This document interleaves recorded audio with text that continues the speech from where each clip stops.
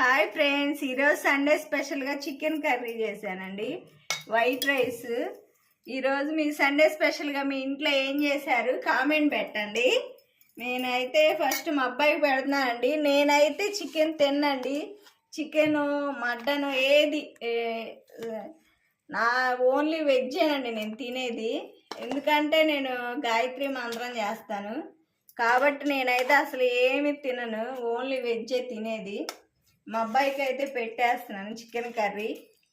ఈరోజు మీ ఇంట్లో స్పెషల్గా ఏం కర్రీ చేశారో కామెంట్ చేయండి. సండే స్పెషల్గా నేనైతే చికెన్ కర్రీ చేశాను. మా హస్బెండ్ అయితే ఇంకా రాలేదు.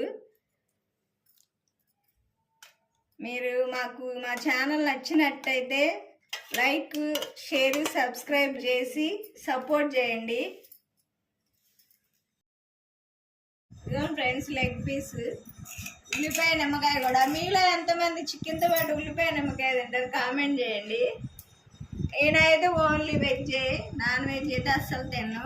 మీకు చికెన్ రెసిపీ కావాలంటే కామెంట్ సెక్షన్లో పెట్టండి. ఈసారి ఫుల్ వీడియో అయితే పెడతాను.